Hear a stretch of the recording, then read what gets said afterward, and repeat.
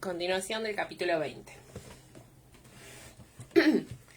Y entre unas cosas y otras, moler los cacahuates, cocer el pan, lavar los nabos, poner las verduras en remojo para evitar que se marchitaran, darles algunas zanahorias pequeñas a los niños que se las comieron como si fueran caramelos, cortar las rebanadas de pan y preparar los sándwiches, mientras asaban los boñatos en las brasas y preparaba un acompañamiento con bacon para las verduras, Jamie y yo ya nos seguimos hablando acerca del libro de Frank.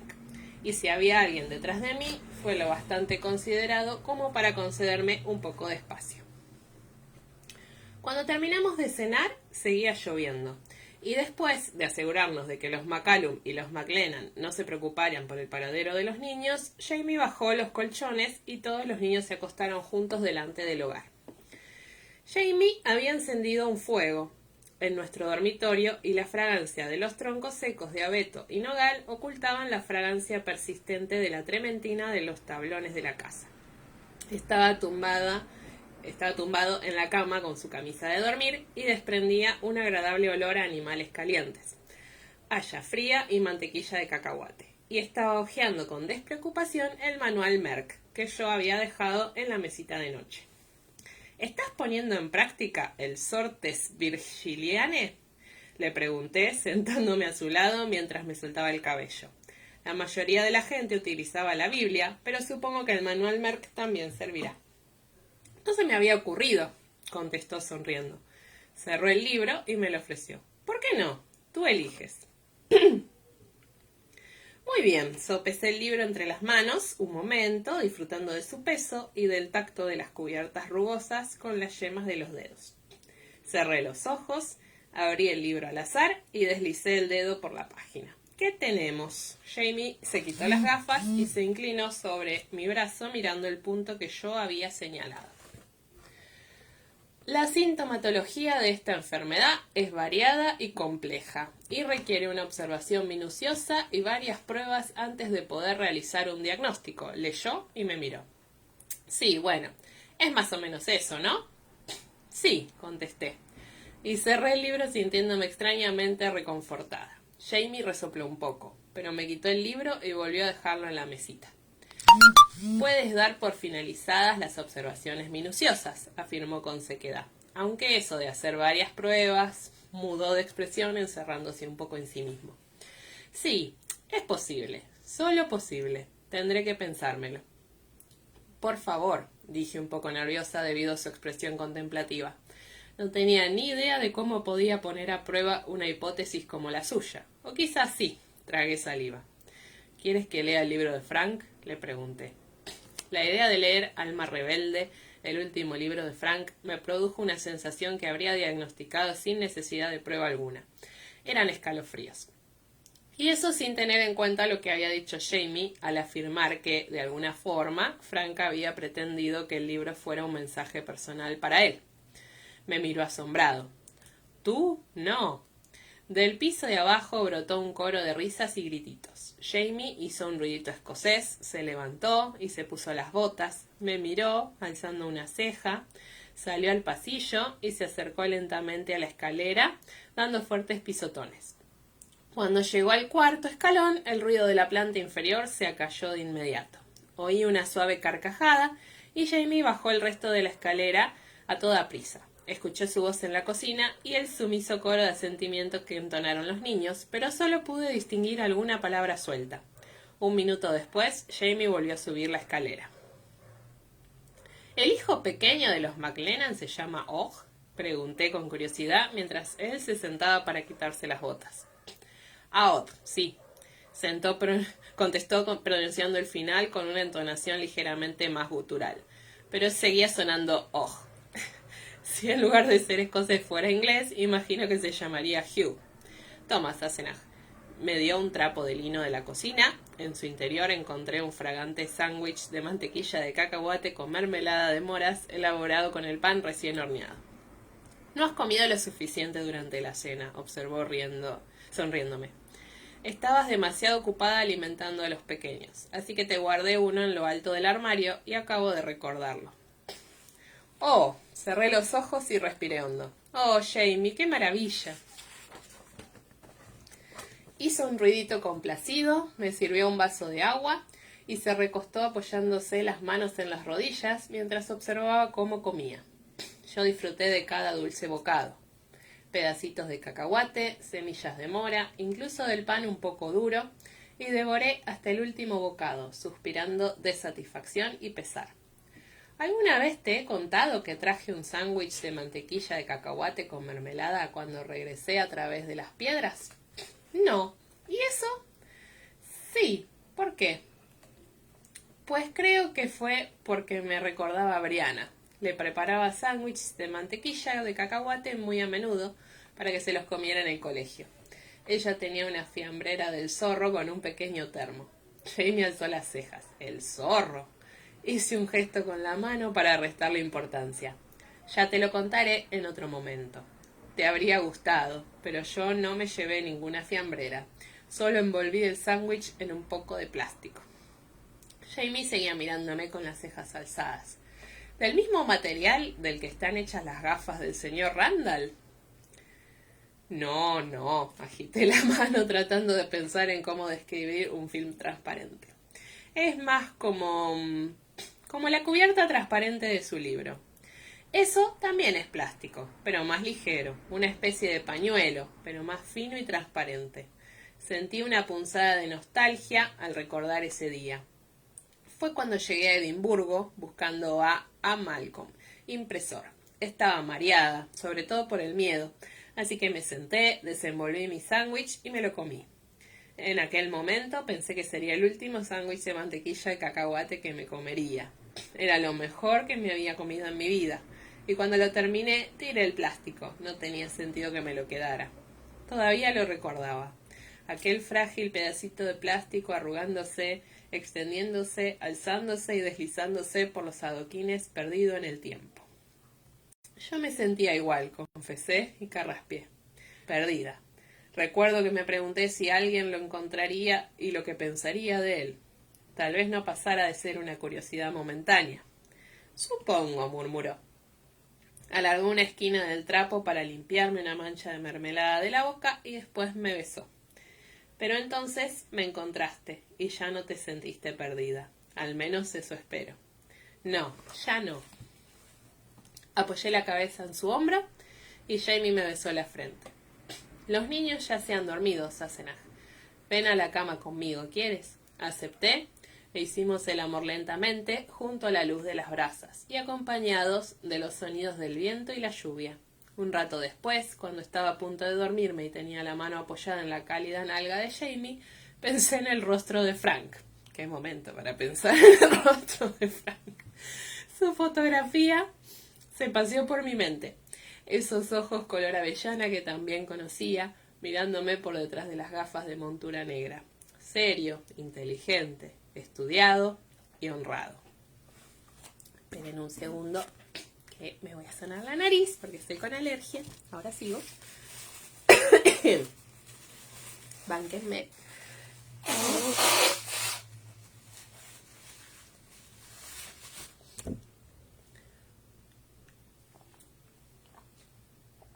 Muy bien. Ahí vamos. Capítulo 21. Prender la mecha. Primero la olieron. Brianna arrugó la nariz al percibir el hedor a orines y sulfuro. Junto a ella, en el banco del carro y con las riendas en la mano, su padre tosió, con una fina capa de polvo de carbón. Mamá dice que tiene propiedades medicinales, o, como mínimo, había quien lo pensaba. ¿El qué? ¿La pólvora? La miró de soslayo, pero estaba concentrado en el pequeño grupo de edificios que empezaban a verse en un precioso recodo del río. Un poco de pólvora envuelta en un trapo que uno pueda colocarse en la boca, cerca del diente dolorido, aliviará enseguida el malestar.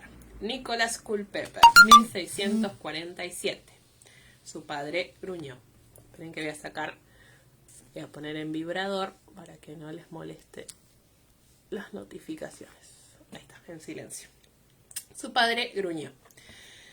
Es probable que funcione. El paciente estará demasiado ocupado decidiendo si vomitar o toser como para preocuparse del dolor de muelas. Alguien oyó el traqueteo de las ruedas del carro.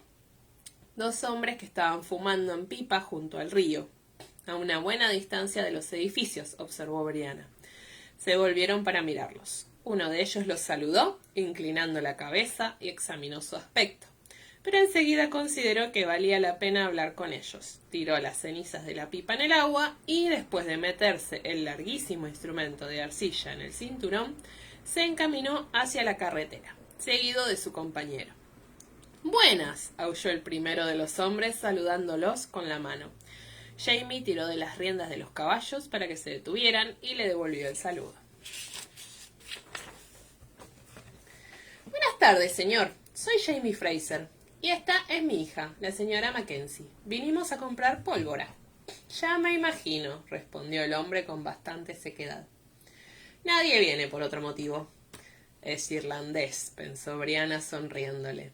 «¿Qué va, John?» Su amigo, un tipo fornido de unos 30 años, le dio un amigable codazo en las costillas mientras le sonreía a Brianna. «Los hay quienes venimos a tomar tu vino y a fumarnos tu tabaco». «John Patton, señor», se presentó el irlandés, ignorando a su amigo. Le tendió la mano a Jamie y, después de estrechársela, los invitó a que aproximaran el carro al edificio de piedra más próximo al agua. «Es el que tiene menos probabilidades de explotar», dijo riendo el otro hombre, que se había presentado como Isaac Shelby. Brianna se dio cuenta de que John Patton no se reía. El edificio de piedra era un molino.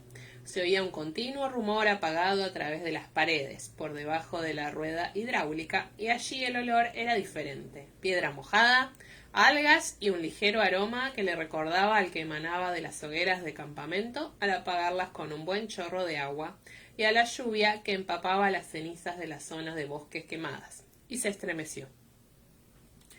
Su padre bajó del carro y comenzó a desenganchar a los caballos.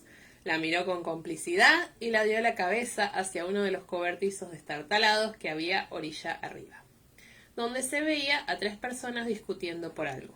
Una de ellas era una mujer, y su postura, brazos cruzados y cabeza agachada, aunque de un modo que no sugería sumisión, sino el reprimido impulso de tumbar a su interlocutor de un buen puñetazo en la nariz, daba a entender que era la jefa.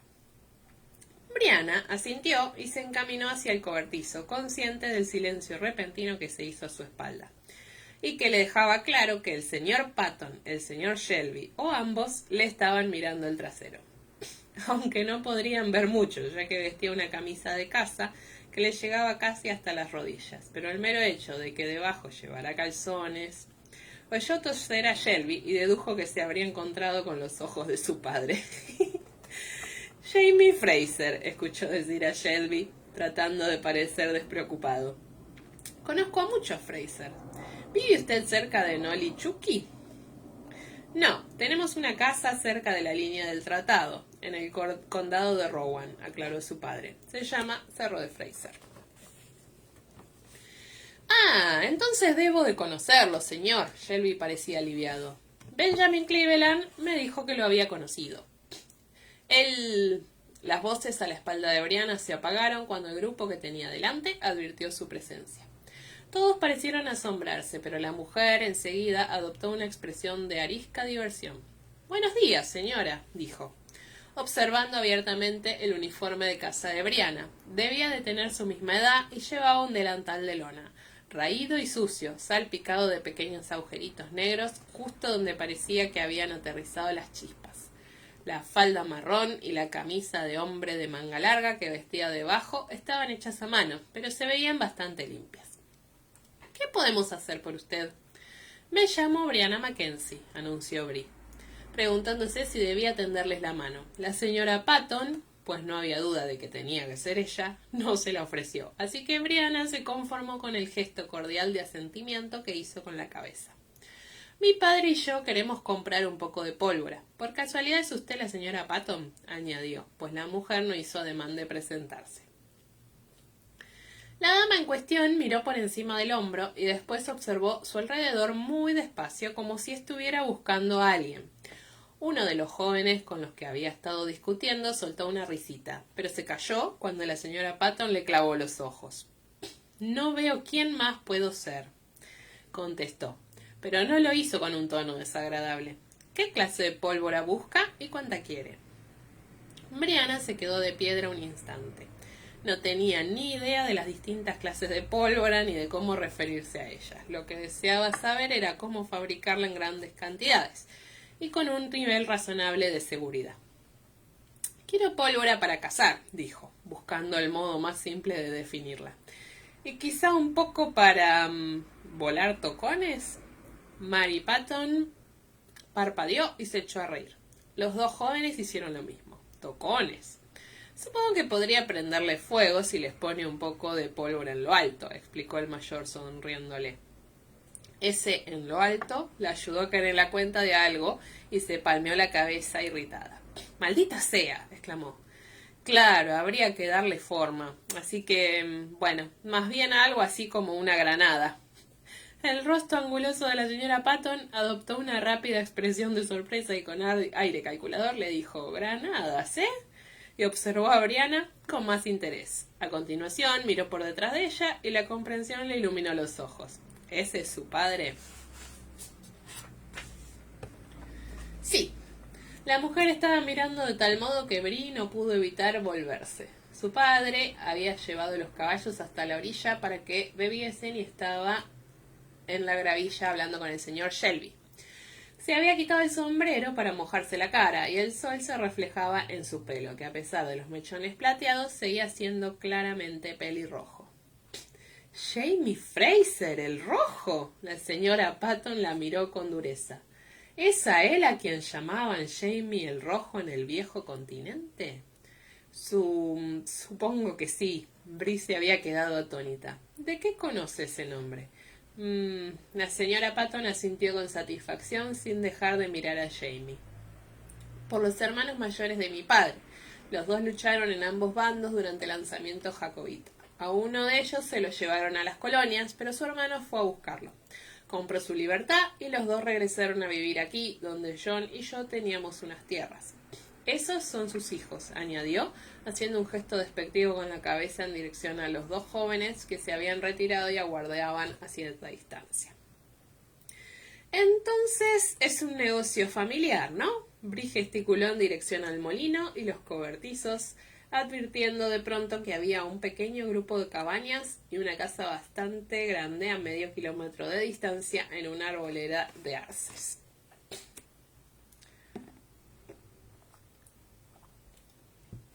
Así es, convino la señora Patton, con actitud agradable. Uno de mis tíos solía hablar de su padre, muchacha. Luchó con él en Preston Pans y en Falkirk. Conservaba algunas cosas, recuerdos de la guerra, y una de las cosas que tenía era un periódico con un dibujo de Jamie Fraser el Rojo, donde ofrecían una recompensa. Un hombre apuesto, incluso en el periódico. La corona ofrecía 500 libras por él. Me pregunto cuánto valdrá ahora, afirmó y se rió, volviendo a mirar al hombre en cuestión, en esta ocasión con más detenimiento. Bri dio por hecho que se trataba de una broma y esbozó una tensa sonrisa, aunque por si acaso aclaró que habían perdonado a su padre tras el lanzamiento y después recondujo la conversación hacia el tema de la pólvora. La señora Patton dio la impresión de que se había relajado y le mostró los dos cobertizos que empleaban para moler pólvora, señalando la escasa solidez de las paredes. Si algo explota, el tejado sale volando y las paredes se caen. Así no cuesta tanto volver a colocarlo todo en su sitio. Así que estos son los cobertizos.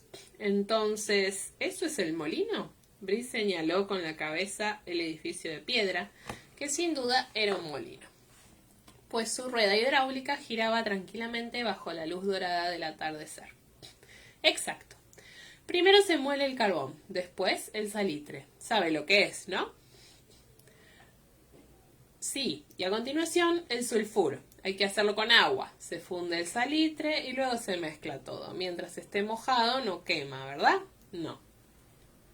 La señora Patton asintió complacida al advertir que Brianna comprendía sus explicaciones. Y entonces ya tiene pólvora. pero está sin refinar. Tiene trocitos de carbón, de madera, de piedra, excremento de rata, de todo. Por eso hay que secarla. La guardamos en el otro cobertizo y después ya puede ir moliéndola cuando quiera. Y eso lo hacemos en este cobertizo, lejos de todo lo demás, porque le aseguro que estalla si sale alguna chispa mientras se hace. Y si cuando la chispa salta hay mucha cantidad, que Dios la ayude porque saldrá ardiendo como una antorcha. La perspectiva no parecía preocupar a Brianna. Después hay que granularla, que en este caso significa que se pasa por varios tamices para dividirla en distintos tamaños. La más fina es para las pistolas y los rifles, y es la mejor para cazar. La más gruesa es para los cañones, las granadas, las bombas y esas cosas. Ya veo. Por como lo explicaba parecía un proceso sencillo, pero a juzgar por el estado del delantal de la señora Patton y de las marcas negras que había en alguno de los tablones del cobertizo, bastante peligroso. Tal vez pudiera ser pólvora suficiente para cazar si de verdad lo necesitaban, pero desestimó la idea de producirla en grandes cantidades. ¿Y qué precio tiene la pólvora que se utiliza para cazar? ¿Entonces la quiere para cazar? La señora Patton tenía unos clarísimos ojos azules y le lanzó a Brianna una astuta mirada. A continuación miró al señor Shelby y a su padre, que seguían hablando junto al río. ¿Por qué?, se preguntó. ¿Piensa que necesito su permiso? La vendo a $1 la libra. Quiero el dinero en efectivo y no negocio. No me diga, respondió con sequedad. Se metió la mano en la cartuchera que llevaba prendida a la cintura y cogió una de las láminas de oro que se había cosido en el dobladillo de la falda cuando ella y los niños habían ido a buscar a Roger. Y dio las gracias en silencio por haberlo encontrado, como había hecho 1000 veces desde entonces. No es exactamente efectivo, pero creo que podría interesarle, repuso entregándoselo. La señora Patton alzó sus cejas castañas, cogió la lámina de oro, la sopesó y miró a Bri. A Brianna le complació ver que mordía el oro y justo después lo observaba con atención. Estaba grabado, pero aparte de la señal de 14 quilates y 1 onza, no creía que las marcas significaran nada para la señora Patton, y por lo visto así fue. Hecho, contestó la dama de la pólvora. ¿Cuánta quiere?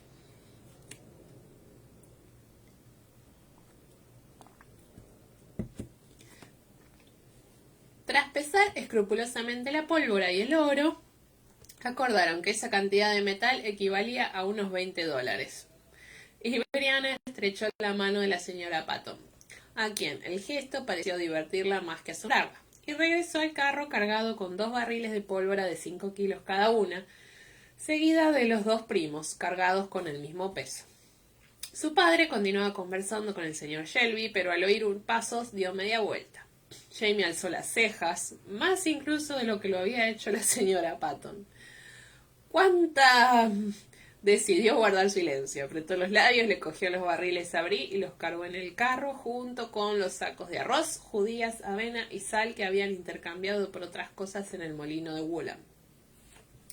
Cuando terminaron, Jamie se llevó la mano a la escarcela que llevaba en la cintura, pero uno de sus primos negó con la cabeza. Ya ha pagado ella, dijo.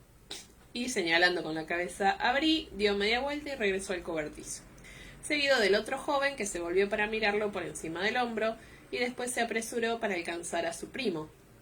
Y le dijo algo en voz baja, cosa que hizo que el primero se volviera de nuevo y negara con la cabeza. Su padre no dijo nada hasta que estuvieron en la carretera de camino a casa. ¿Con qué has pagado, muchacha?, le preguntó con delicadeza. ¿Es que has traído algo cuando has venido? Tenía algunas monedas, las que pude conseguir sin mucho esfuerzo ni gastar demasiado. Jamie asintió con aprobación, pero se quedó de piedra cuando ella sacó otra lámina de oro, que apenas podía calificarse de lingote, de la cartuchera. Y cogí 30 de estos, los cosí en las costuras de nuestra ropa y me metí algunos en los tacones de los zapatos. Su padre dijo algo en gaélico que ella no entendió, pero bastó con la cara que puso. ¿Qué tiene de malo?, preguntó con aspereza. El oro funciona en todas partes.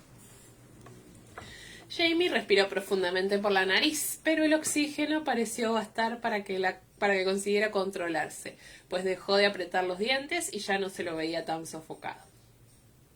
Pues sí, Sacudió un poco los dedos de la mano derecha, pero después paró y se recolocó las riendas. El problema, muchacha, siguió diciendo con los ojos clavados en la carretera que tenían delante, es precisamente ese, que el oro funciona en todas partes, por eso lo quiere todo el mundo.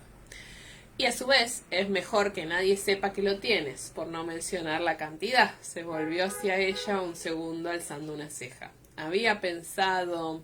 Es decir, por lo que me dijiste de Rob Cameron, pensaba que ya lo sabías. La delicada reprimenda le provocó una oleada de calor que le ascendió por el pecho hasta la cabeza, y Bree apretó la lámina de oro con fuerza. Se sentía como una idiota, pero también creía que la acusación era injusta. —¿Y entonces cómo te gastarías el oro? —preguntó. —No lo hago —contestó su padre sin rodeos—. Intento no tocar nunca el que tengo escondido. Para empezar, no tengo la sensación de que en realidad me pertenezca y solo lo utilizaría en caso de emergencia, para defender a mi familia o a mis arrendatarios. Pero incluso en esa situación, nunca lo utilizaría directamente. Jamie se volvió para mirar por encima del hombro y ella no pudo evitar hacer lo mismo. Ya habían dejado muy atrás el molino de la señora Patton y la carretera, que era muy transitada, estaba vacía. Si tengo que emplearlo, y tendré que hacerlo si quiero equipar a una milicia entera, rayo algunas esquirlas y las golpeteo hasta convertirlas en pequeñas pepitas. Entonces entrego una bolsita a Bobby Higgins, a Tom McLeod y quizá a uno o dos de los hombres a quienes confiaría la vida de mis familiares. No se las doy al mismo tiempo y en raras ocasiones los mando 2 veces al mismo sitio. Y todos van cambiando las pepitas por dinero. Compran algo y consiguen el cambio en monedas, a veces venden una pepita o 2 al joyero directamente, cambian otras con el herrero y el dinero que traen es lo que me gasto, con cuidado. Eso que había dicho su padre acerca de confiar a alguien la vida de sus familiares le hizo un nudo en el estómago. De pronto era consciente del riesgo al que había expuesto a Jem, Mandy, Roger y a todos los habitantes de la casa nueva. —Bah, no te preocupes —dijo su padre al advertir su inquietud—. Supongo que no pasará nada. Le dedicó una sonrisita y le estrechó la rodilla. Los caballos avanzaban con más rapidez y Brianna se dio cuenta de que su padre estaba intentando alejarse todo lo que podía del molino antes de que cayera la noche.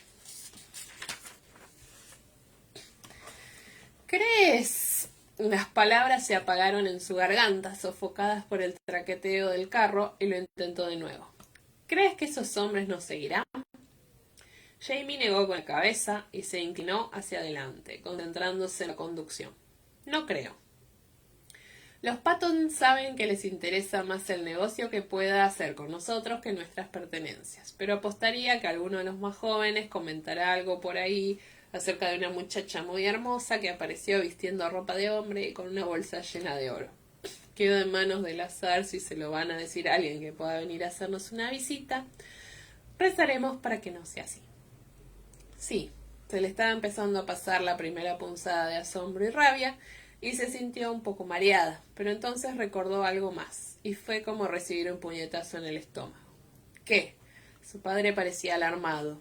Brianna había hecho un ruido como si de verdad la hubieran golpeado. Jamie ya había empezado a frenar los caballos, pero ella le hizo un gesto con la mano y negó con la cabeza. Eso es lo que... Saben quién eres. La señora Patton te ha reconocido. ¿Quién soy? Ya les he dicho quién soy. Frenó un poco más los caballos para escuchar a su hija. Sabe que eres Jamie el Rojo, afirmó. ¿Eso? Parecía asombrado, pero no preocupado. En realidad se le antojaba un poco divertido. ¿Y cómo diantre lo sabe? Esa muchacha es más joven que tú. La última vez que alguien me llamó así, ella ni siquiera había nacido. Bree le explicó lo de los tíos de la señora Patton y el periódico. No hay duda de que todavía tienes aspecto de haber hecho la clase de cosas que acabarían con tu retrato en el periódico, dijo tratando sin mucho acierto de hacerse la graciosa. Los caballos avanzaban ahora al paso y Bree se relajó gracias a la ausencia de sacudidas y ruido. Miró a su padre a escondidas. Ya no parecía enfadado, ni siquiera preocupado. Solo se lo veía pensativo, con una expresión que le resultó incluso triste. —¿Sabes? —dijo al fin—, no es bueno haber hecho la clase de cosas con la que uno acaba ganando la reputación de ser un loco que va por ahí matando sin pensar o sin piedad. Pero por otra parte... Tampoco me parece que esté tan mal tener esa reputación. Chasqueó la lengua y los caballos empezaron a trotar cada vez más deprisa. Sin embargo, ya no parecía que tuviera prisa. Brianna lo miraba de soslayo, aliviada de saber que a su padre no le preocupaba ser conocido como Jamie el Rojo, y más aliviada todavía de saber que el hecho de que lo conocieran parecía haberlo tranquilizado respecto al oro. Siguieron su camino sin hablar, y el silencio entre ellos cada vez era más cómodo. Pero cuando se detuvieron para acampar, justo al anochecer, comieron sin encender el fuego, y Brianna durmió intranquila y se despertó varias veces, y siempre lo veía cerca de ella, a la sombra oscura de un árbol, con el rifle junto a la mano derecha y una pistola cargada a la izquierda.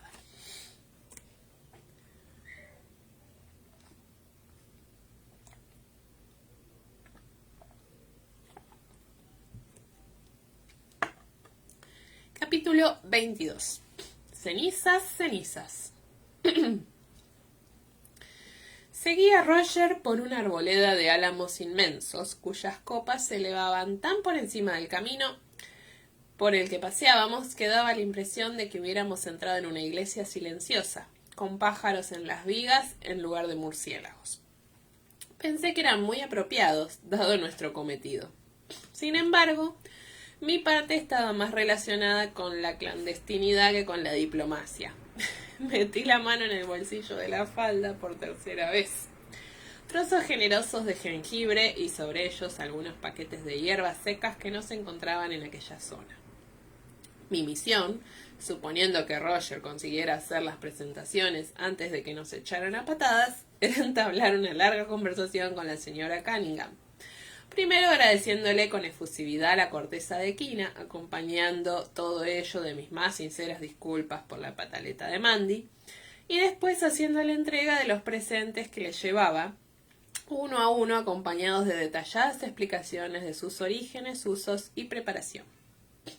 Todo ello debería dar a Roger el tiempo suficiente para llevarse fuera al capitán Cunningham, ya que, como es natural, los hombres hechos y derechos no querían escuchar a dos herbolarias intercambiando consejos para preparar un enema para aliviar incluso el estreñimiento más persistente.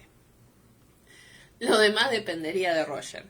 Iba caminando delante de mí muy resuelto. Habíamos dejado atrás la alameda y volvíamos a ascender adentrándonos por una zona rocosa salpicada de abetos y cicuta cuya resina brillaba iluminada por el sol.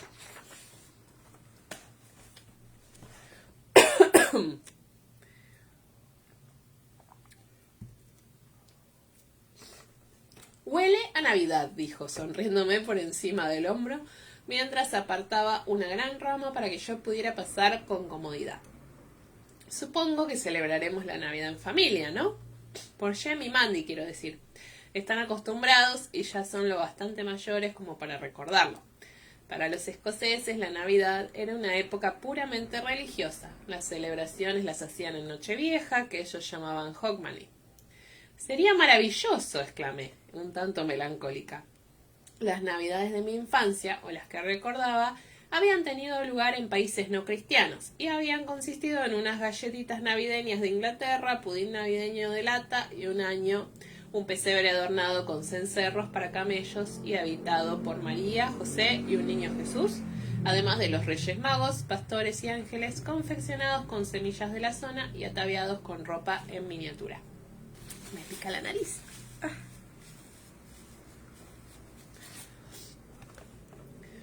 Poder organizar una Navidad en condiciones para Brianna cada año había sido maravilloso. Yo había sentido que la celebración también era para mí.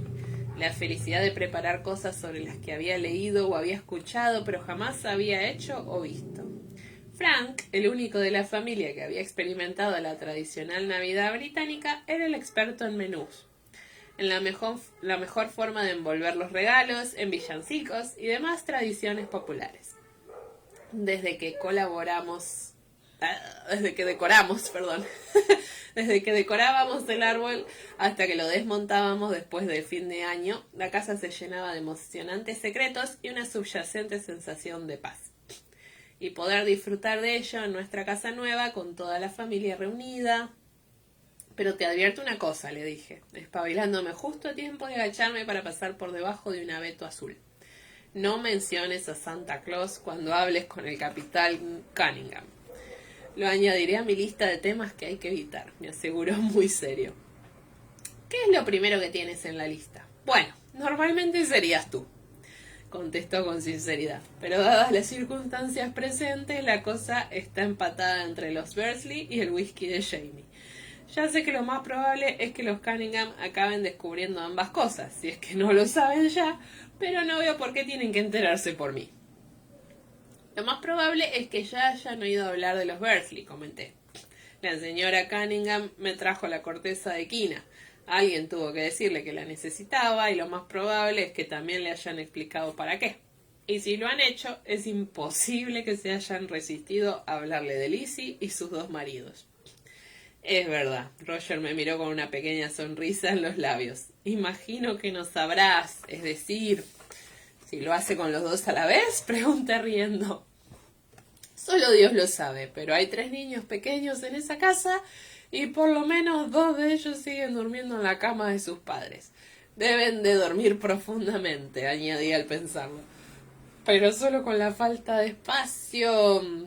Cuando hay voluntad siempre se encuentra la forma, me aseguró Roger. Y todavía hace buen tiempo. El camino se había ensanchado lo suficiente como para que pudiéramos caminar el uno junto al otro. En cualquier caso, me asombra muchísimo que la anciana tuviera ese gesto, después de lo que nos dijo a Brianna y a mí sobre las brujas, pero...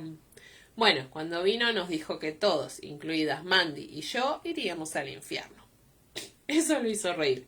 ¿Ya has visto la imitación que hace Mandy de la señora Cunningham diciendo eso? Me muero de ganas. ¿Cuánto falta para llegar? Ya casi estamos.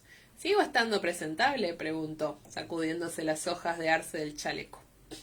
Se había vestido con ciencia para la ocasión, con unos buenos calzones, una camisa limpia y un chaleco con humildes botones de madera. Brie los había sustituido por los de bronce que solía llevar. Además, Brianna le había trenzado el pelo y Jamie, que tenía mucha experiencia con esas cosas, le había envuelto la trenza con suma pulcritud hasta atarla a la altura de la nuca, empleando su propio lazo de cordelate negro. Ve con Dios, a caray, le había dicho a Roger sonriendo. Y con Dios iba. Estás perfecto, le confirmé. Pues vamos allá. Jamás había llegado tan lejos como estaba la casa de los Cunningham. La edificación era nueva y se encontraba cerca del límite sur del cerro. Habíamos caminado más de 1 hora sacudiéndonos las hojas, y con ellas los mosquitos, avispas y arañas, que iban cayendo en forma de suave lluvia verde de los árboles de hoja caduca. Sin embargo, el aire era muy cálido y estaba empezando a desear haber cogido algo para beber cuando Roger se detuvo en seco cerca de un claro. Brianna ya me había hablado de las piedras encaladas y de las brillantes ventanas de cristal.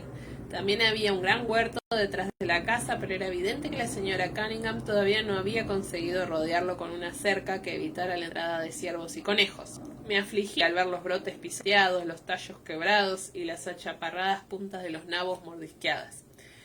Y los nabos despojados de sus hojas, aunque por otra parte quizá eso ayudara a que lo que llevaba en el bolsillo pareciera más deseable. Me quité la cofia y me arreglé el cabello, si es que tal cosa era posible, después de haber caminado 6 kilómetros en un día caluroso. La puerta se abrió antes de que pudiera volver a ponérmela. El capitán Cunningham se sobresaltó al vernos. Si esperaba a alguien, era evidente que no éramos nosotros. Se me aceleró un poco el corazón mientras ensayaba mis primeras frases de agradecimiento. «Buenas tardes, capitán», lo saludó Roger sonriendo. «He acompañado a mi suegra, la señora Fraser, a visitar a la señora Cunningham». El capitán se quedó ligeramente boquiabierto cuando se volvió hacia mí. No estaba acostumbrado a fingir y enseguida advertí que estaba tratando de reconciliar lo que fuera que su madre le hubiera dicho sobre mí con mi apariencia, que era todo lo respetable de lo que había sido capaz. Ella empezó a decir. Roger me había cogido del brazo y me dirigía rápidamente hacia el camino mientras comentaba algo cordial acerca del clima. Pero el capitán no le estaba prestando atención. Quiero decir, Buenas tardes, señora. Inclinó la cabeza con aspereza y yo le hice una reverencia en cuanto lo tuve delante. Me temo que mi madre no está en casa, repuso, observándome con recelo. Lo siento. Vaya, ¿ha ido a visitar a alguien? Pregunté. Cuánto lo siento, quería darle las gracias por su obsequio y le había traído unas cosas. Miré a Roger de soslayo como diciendo, ¿y ahora qué? No, solo he ido al arroyo a recolectar, explicó el capitán, gesticulando con la mano en dirección al bosque. Ella...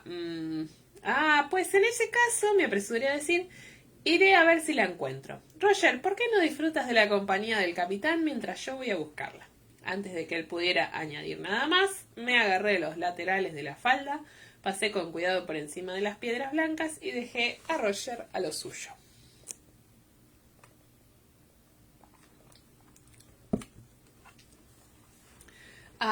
Por favor, pase. Cunningham se rindió a las circunstancias con cierta elegancia y abrió un poco más la puerta para dejar pasar a Roger. Gracias, señor. La casa estaba tan pulcra como la primera vez que había estado allí, pero olía diferente. Roger habría jurado que el fantasma del café flotaba en el aire. ¡Dios mío, sí que es café! Siéntese, señor Mackenzie. Cunningham había recuperado la compostura, aunque seguía mirando a Roger de soslayo.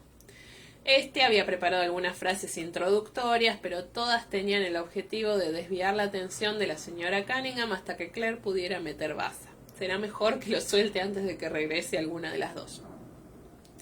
Hace poco he tenido una conversación muy interesante con mi prima política Rachel Murray, afirmó. Cunningham, que se estaba agachando para coger la cafetera que aguardaba calentita en el hogar, se incorporó como un resorte, evitando por muy poco golpearse con el saliente de la chimenea, y se dio la vuelta. ¿Qué? La señora de Ian Murray, puntualizó Roger. La joven cuáquera, bastante alta, morena, muy hermosa, la que tiene ese bebé tan gritón. El capitán se sonrojó, de pronto parecía congestionado. Ya sé a quién se refiere, contestó con bastante frialdad. Pero me sorprende descubrir que ella puede haberle hablado a usted de la conversación que mantuvimos. Imprimió un ligero énfasis en ese usted que Roger ignoró. No lo hizo, le aseguró, pero sí me explicó que usted había mencionado algo que consideraba digno de mi conocimiento, y me aconsejó que viniera a hablar con usted. Alzó una mano para señalar cuánto lo rodeaba. Me dijo que los domingos usted predicaba a sus hombres en la marina y que le había resultado gratificante, según dijo ella. ¿Es así? El rubor había empezado a disiparse. Cunningham asintió sucintamente.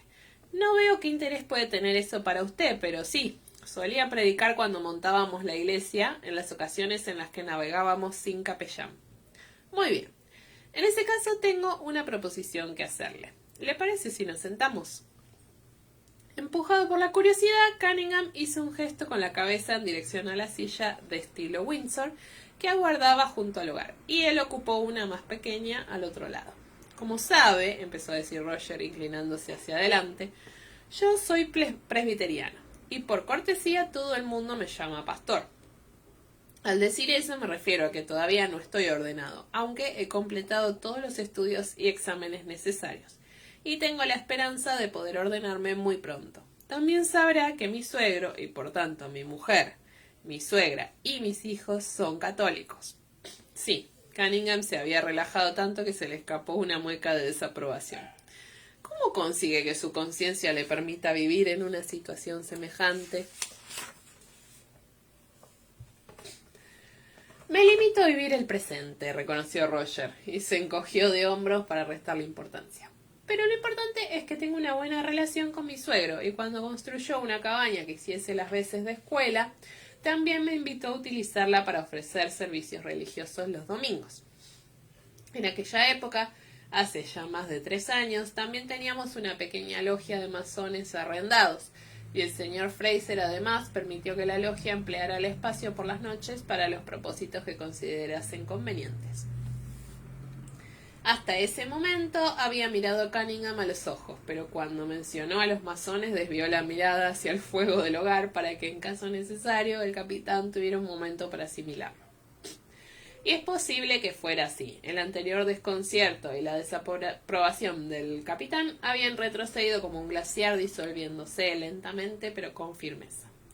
Seguía sin decir nada, pero su silencio tenía un tenor distinto. Observaba a Roger con aspecto de estar evaluándolo. Nada que perder. Nos encontramos en la logia, dijo Roger en voz baja. Cunningham suspiró y asintió muy despacio. Y allí somos iguales, contestó también en voz baja. La atmósfera de la estancia cambió. Permítame que le sirva una taza de café. Cunningham se levantó, cogió las tazas de un estante. De pronto tenía aspecto de haber sido abducido de su casa de Londres y le dio una a Roger. Y sí que era café, recién molido. Roger cerró los ojos presa de un éxtasis momentáneo y recordó lo que había dicho Rachel acerca de cuando le servían un té. Era evidente que el capitán había conservado sus contactos marítimos. ¿Sería eso lo que explicaba a aquellos dos visitantes misteriosos? ¿No eran más que contrabandistas?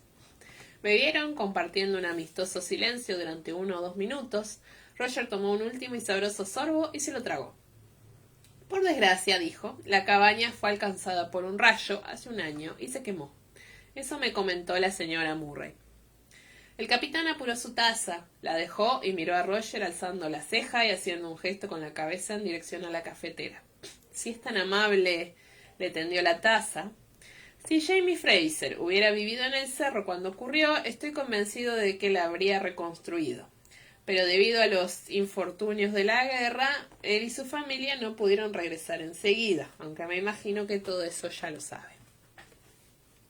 Sí, Robert Higgins me informó de ello cuando solicité permiso para venirme a vivir aquí. La sombra de la desaprobación volvió a ensombrecerle el rostro.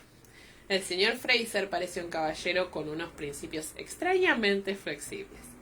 Lo digo por haber dejado en manos de un asesino convicto la gestión de su propiedad. Bueno, también piensa que yo soy un hereje, pero me tolera. O quizá es a eso a lo que se refiere cuando hablaba de sus principios flexibles. Le sonrió Cunningham, pero se había atragantado al escuchar la palabra hereje.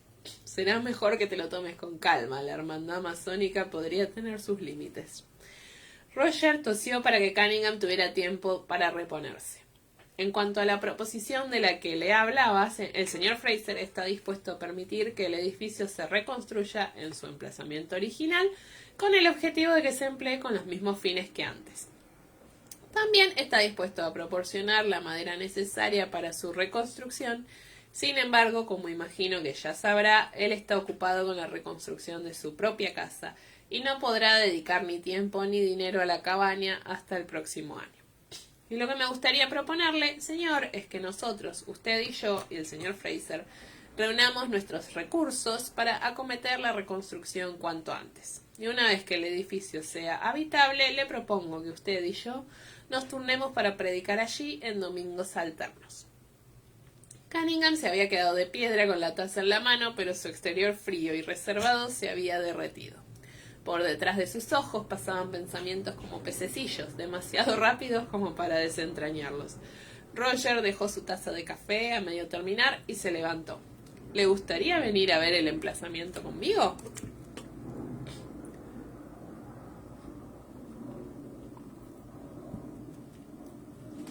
No me costó encontrar el arroyo.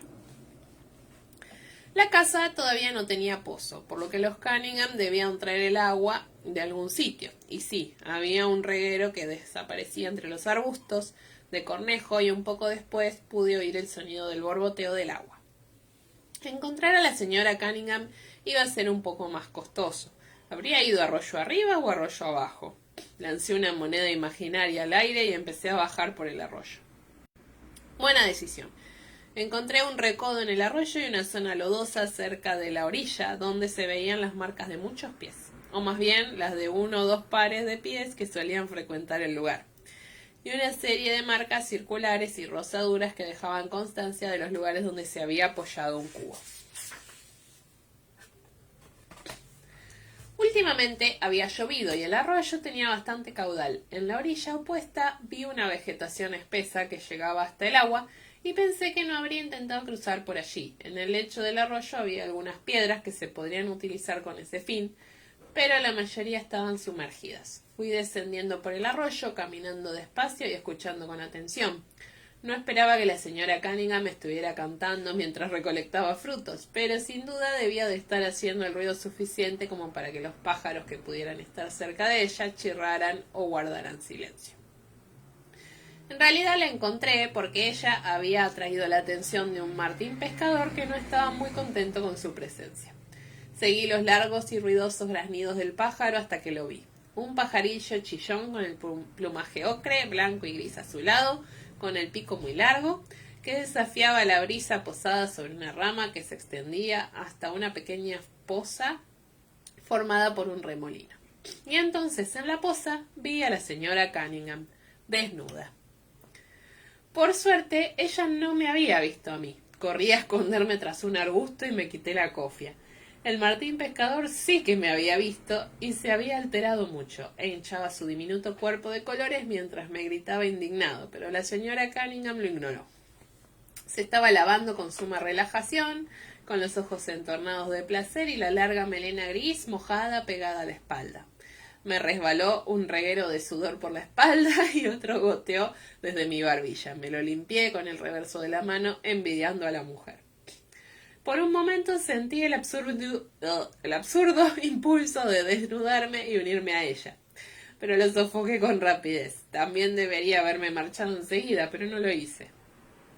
Por una parte, se debió al interés que sentimos todos de observar a otras personas cuando se ríen, se enfadan, están desnudas o practicando sexo.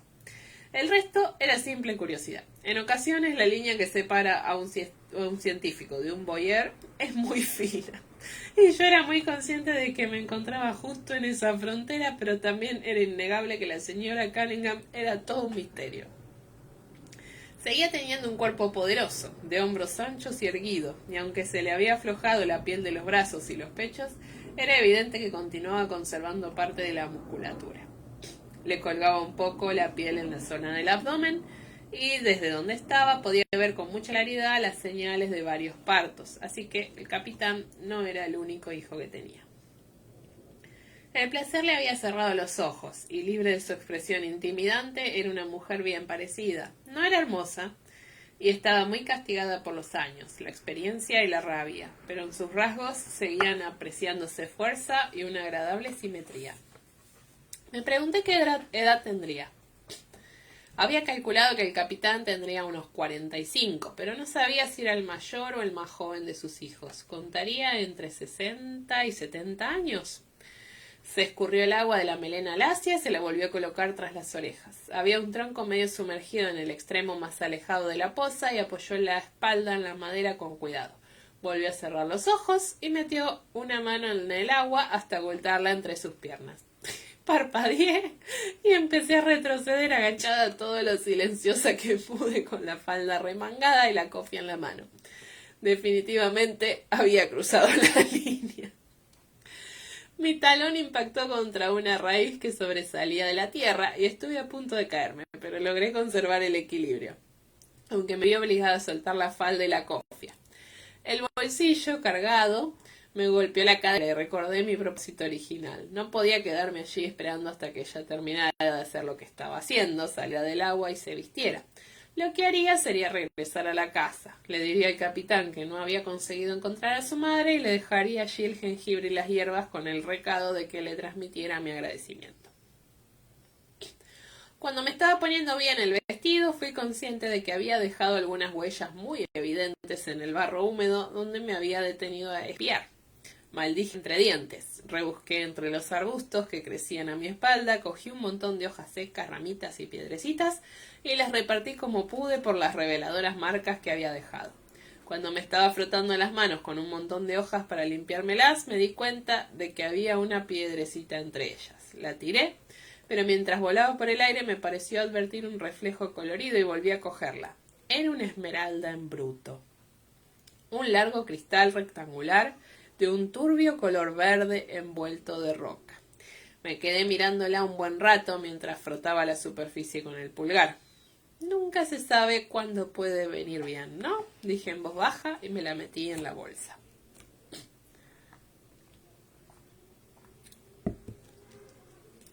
¿Cuántas personas cabían en el edificio original?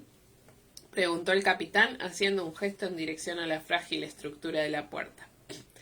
De pie, unas 30. No teníamos bancos. Cuando nos reuníamos, los hermanos de la logia se traían su propio taburete de casa y a menudo también una botella. Sonrió al recordar a Jamie haciendo circular una de las primeras botellas de su propio destilado mientras observaba a los catadores con atención por si acaso alguno de ellos se desmayaba o moría de repente. Ah, eso me recuerda algo. Debería usted saber que el señor Fraser es uno de los hermanos. En realidad, es el maestro excelentísimo. Él fue quien estableció la logia en estas tierras. Cunningham soltó el trozo de carbón que tenía en la mano, completamente asombrado. ¡Es masón! Pero si los católicos tienen prohibido hacer los juramentos de los masones, el Papa lo prohíbe. Hizo una mueca al pronunciar estas últimas palabras. El señor Fraser se hizo masón cuando estaba en la cárcel, en Escocia, después del lanzamiento jacobita. Y como le diría él mismo, el Papa no estaba en la cárcel de Ashmere y yo sí. Hasta ese momento, Roger siempre había empleado su acento de Oxford para hablar con el capitán, pero en ese instante dejó que el acento de las Highlands de Jamie asomara en su declaración, y le divirtió ver que el capitán parpadeaba, aunque no supo si fue por el acento o por la contundencia de las acciones de Jamie. Quizá eso ilustre a la perfección la flexibilidad de los principios del señor Fraser, observó el capitán con sequedad. Dígame, ¿hay alguno al que se mantenga fiel? Yo pienso que es un hombre muy inteligente que sabe cómo ser flexible en tiempos como estos, contestó Roger sin perder el control.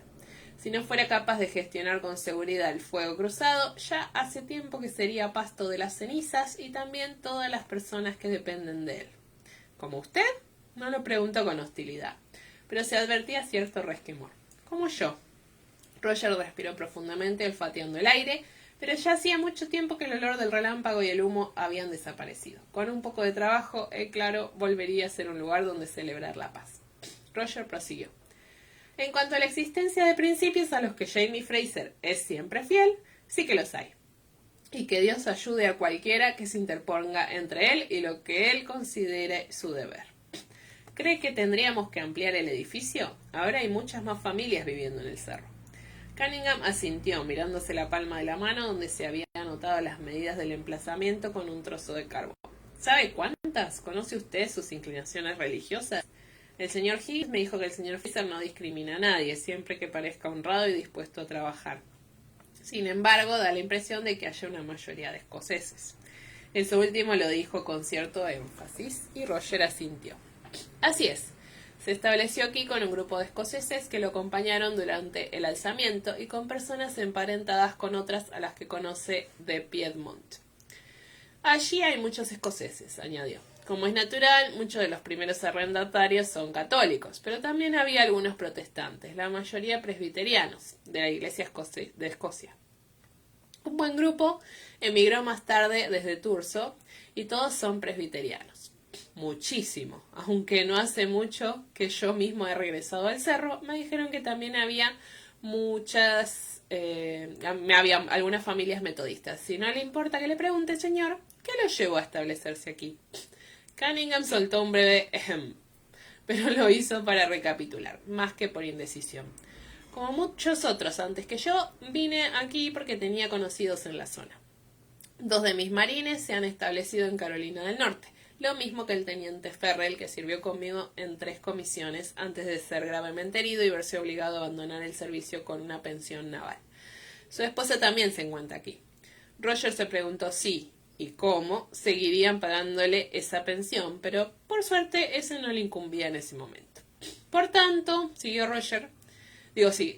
diciendo Cunningham, lanzándole una mirada irónica a Roger, eso significa que dispondría de una congregación de 6 almas.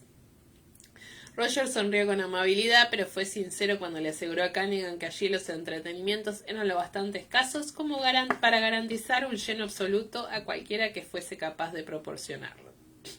Entretenimiento, repitió el capitán Cunningham, un tanto desolado. Claro, tosió. ¿Puedo preguntarle por qué me ha propuesto este acuerdo, señor Mackenzie? Parece muy capaz de entretener a un buen número de personas usted solo. porque Jamie quiere saber si usted es legitimista y en caso de serlo, qué clase de cosas podría llegar a hacer, y si lo convencemos para que predique y hable con la gente, probablemente lo descubrirá. Roger no quería mentirle a Cunningham, pero tampoco tuvo ningún problema en ofrecerle una verdad alternativa. Como le he dicho, más de la mitad de los arrendatarios son católicos, y aunque vendrían a escucharme a mí, si no hay nada mejor que hacer, imagino que también lo escucharían a usted. Y dada la poco ortodoxa situación de mi familia, alzó un hombro con actitud desaprobadora, creo que la gente debería poder escuchar distintos puntos de vista.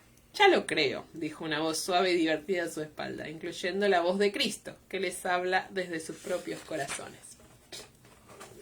Cunningham volvió a soltar el carbón. «Señora Murray», dijo, y la saludó inclinando la cabeza. «A su servicio, señora». Roger siempre se alegraba de ver a Rachel Murray, y al verla allí en ese instante le entraron ganas de echarse a reír. «Hola, Rachel», la saludó. «¿Dónde está tu hombrecito?» «Con Brian y Jenny», contestó. Amanda está intentando enseñarle a decir caca, cosa que imagino que prefiere a la palabra excremento. Bueno, no creo que hiciera muchos progresos intentando que el bebé dijera excremento. Eso es verdad, le sonrió y después hizo lo propio con Cunningham. Brianna me ha dicho que estarías aquí con el capitán organizando los detalles de la nueva casa de congregación y he pensado que debía estar presente en la conversación. El vestido de Rachel era de percal de color gris pálido y llevaba un pañuelo azul marino y la combinación confería a sus ojos un tono verde intenso muy misterioso. Cunningham, a pesar de mostrarse galante, parecía un poco confuso. Roger no, pero estaba sorprendido. ¿Quieres decir, también quieres utilizar la capilla para reuniones? Claro. Un momento. ¿Se refiere a una reunión de cuáqueros? El capitán frunció el ceño. ¿Cuántos cuáqueros viven en el cerro en la actualidad? Que yo sepa, solo una, dijo Rachel. Aunque supongo que podría contar a Oggy. Y entonces seríamos dos, pero los amigos nunca excluirían a ningún visitante a una reunión. Jenny e Ian, mi marido y su madre, capitán, seguro que se unirían a mí, y Claire dice que ella y Jamie también vendrían. Ni que decir tiene que Brianna y tú también estáis invitados, Roger. Y tú también, capitán, con tu madre. Le dedicó al capitán una de sus sonrisas y él se la devolvió por impulso, y después tosió un poco avergonzado. Estaba bastante sonrojado. Roger pensó que el hombre estaba a punto de sufrir una sobredosis ecuménica y decidió intervenir. ¿Cuándo te gustaría disponer del espacio, Rachel? El primer día. Vosotros lo llamáis domingo, le explicó a Cunningham. Nosotros no utilizamos los nombres paganos, pero la hora no importa. No interferiremos en ningún acuerdo al que hayáis llegado. ¿Paganos? Cunningham parecía horrorizado. La palabra domingo es un término pagano. No hay duda, contestó ella con un tono razonable. Significa Día del Sol, en referencia al antiguo festival romano Dies Solis, que dio lugar a la palabra Sanedec en inglés. Te garantizo, dijo sonriéndole un poco a Roger, que suena mucho menos pagano que martes, que recibe ese nombre en honor a un dios nórdico, pero sigue siendo pagano.